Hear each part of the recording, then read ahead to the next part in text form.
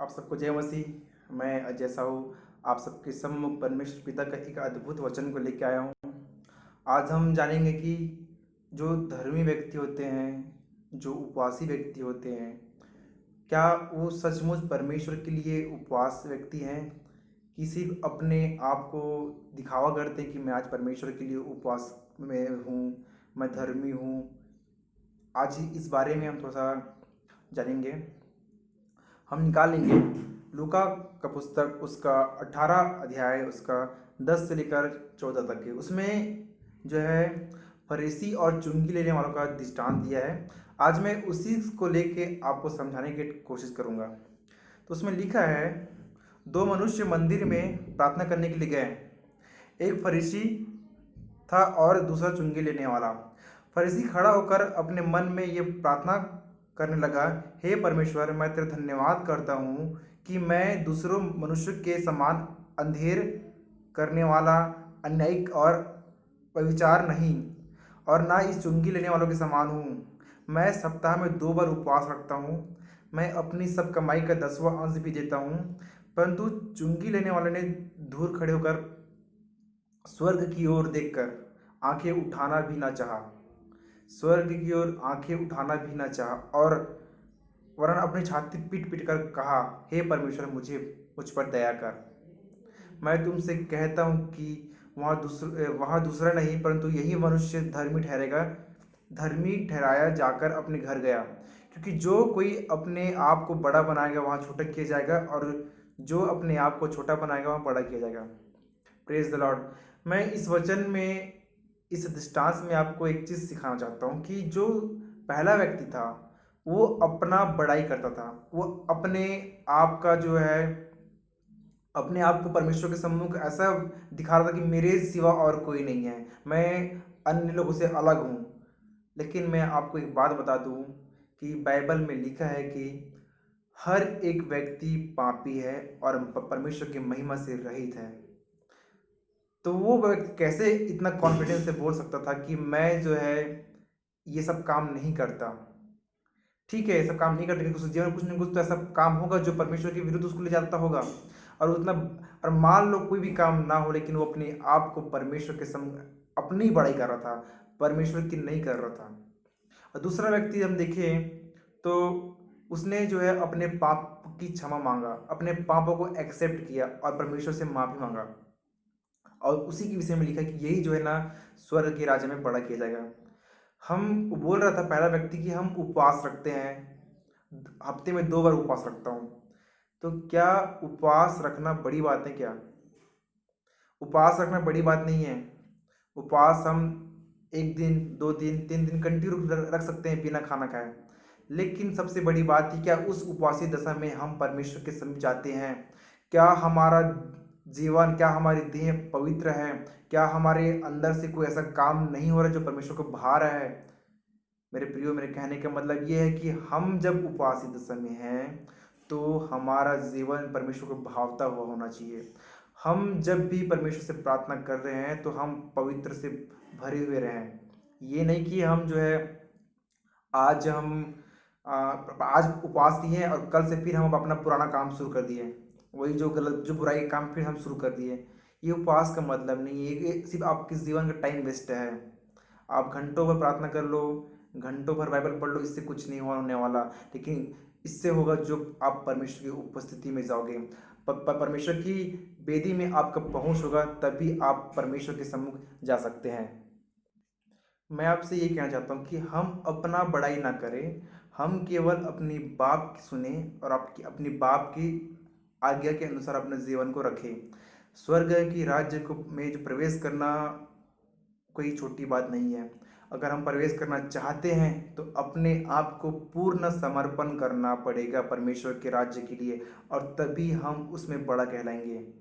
हमारा वहाँ एक स्थान होगा, हम किस स्थान में वहाँ पर जा रहे हैं इसका चुनाव भी परमेश्वर करेगा, और वो हमारे कामों के अनुसार से होगा। मेरे प्रियो, हम इस बात को ध्यान रखें कि हम जो है, हमें कभी घमंड नहीं करना है। यहाँ व्यक्ति ने घमंड किया और घमंड से भर गया, इसमें मैं ऐसा करता हूँ, मैं ऐसा नहीं करता हूँ, वो मैं शब्द जो है घमंड को पैदा करता है। अगर हम परमेश्वर के हैं तो हमें मैं कहने का अधिकार नहीं है। हमें केवल अपने बाप की, अपने परमपिता प्रधान परमेश्वर की सुनने का अधिकार है। और वो हमारा बड़ाई करे तभी हम जो है ना, हम बड़ाई के लायक बनते हैं। लेकिन हमारा परमेश्वर, हमारा पिता हमारे हमसे बड़ाई नहीं करता, हमारे बात ही नहीं करता, हमसे बात नहीं करता, उसका वचन हमें नहीं मिलता, उसका आवाज़ हमें नहीं आता, तो किस बात का घमंड है। परमेश्वर की आवाज़ को सुनना हमारे लिए बहुत ज़रूरी है। अगर ऐसा आपके मन में विचार आ रहा है, ऐसा आपके दिमाग में आ रहा है कि मैं ऐसा करता हूँ, मैं ऐसा नहीं करता, तो मैं आपको एक इसके लिए आपको एक सलाह दूंगा। उसमें एक पुस्तक है प्रेरितों का काम, उसका 8वां अध्याय उसके 22 में लिखता है, इसलिए अपनी इस बुराई से मन फिरा कर प्रभु से प्रार्थना कर, संभव है तेरा मन का विचार क्षमा कर दी जाएगा। आपको जैसे ही ऐसा आपके मन में विचार आ रहा है तो आप परमेश्वर से प्रार्थना करें और क्षमा को मांगें। संभव है कि परमेश्वर आपको क्षमा करेगा ही करेगा। परमेश्वर जो है ना, मन को देखता है, आपका मन कैसा है इस पे विचार करता है।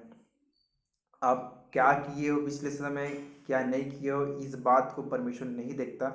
आपका मन में क्या है, आपकी मन को दशा को परमेश्वर देखता है, और उसी से आपका जो है ना, आपकी पहुंच होता है परमेश्वर के सम्मुख। मैं आपको एक अगर हम उपवास में बने हुए हैं तो एक मैं वचन निकालना चाहूँगा।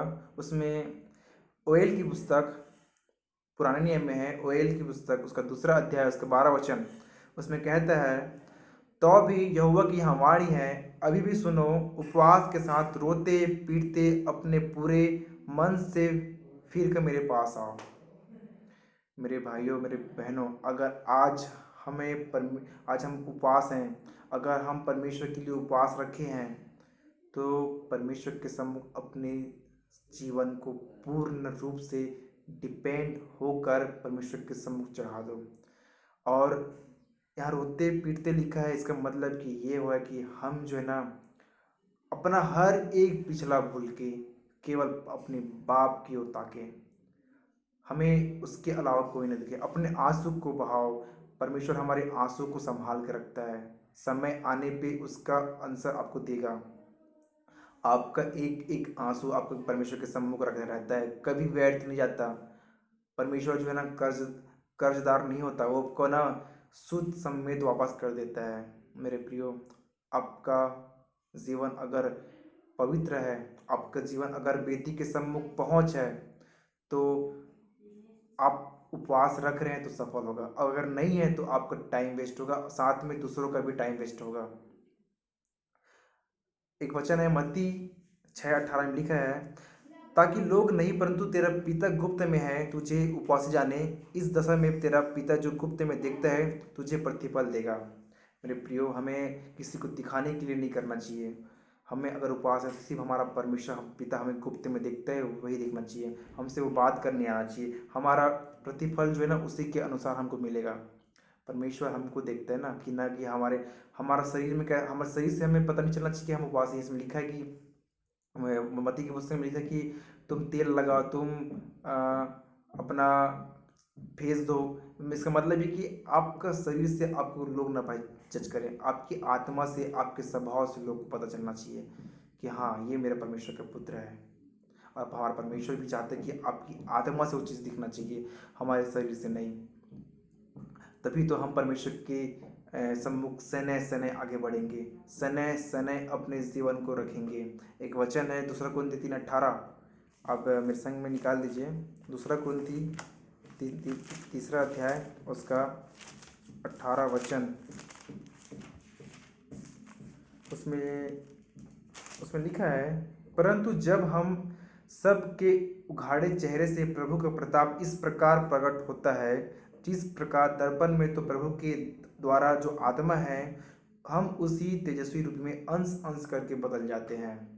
मेरे प्रियो, हमें परमेश्वर के उस अनुरूप, हमें तेजोमय में उस धीरे धीरे आगे बढ़ना है। एक समय एक झट में नहीं होता। आप बोलेंगे कि मुझे एक बार में हर चीज़ मिल जाए, वो सामर्थ्य में मिल जाए, पवित्र आत्मा भी मिल जाए, और मैं चंगाई भी करने लग जाऊं, भविष्यवाणी भी करने लग जाऊं, ये नहीं। सब चीज़ जो है ना आपकी काम के अनुसार धीरे धीरे होगा। अगर हमारा मन तैयार है तो परमेश्वर आपको जरूर हर एक चीज़ से भरेगा। और सबसे अच्छा बात है कि हमें पवित्र आत्मा की बुद्धि का वरदान मांगना चाहिए, बुद्धि की समझ को मांगना चाहिए, ताकि हम जो है अपनी बुद्धि की समझ को खोल सकें। और मेरे प्रियो, हमें धर्मी बन रहे हैं तो धर्म में हमारा जो है ना हमारा धर्म हमारे स्वभाव से दिखना चाहिए। अगर हम परमेश्वर के पुत्र हैं तो हमारे जीवन में उस शांति दिखना चाहिए, उस आनंद को दिख दिख आनंद दिखना चाहिए। यही धर्म है मेरे प्रियो। धर्म का मतलब ये नहीं होता कि हम ईसाई हैं, हम मसीह हैं, हम हिंदू हैं, ये व्याकरण नहीं होता। धर्म का मतलब एक ही होता है कि आपका जो परमेश्वर है, आपका जो पिता प्रभु यीशु है, उसका स्वभाव आपके जीवन में है कि नहीं, उसका शांति आपके जीवन में है कि नहीं, उसका आनंद आपके जीवन में है कि नहीं, ये चीज़ देखना पड़ता है।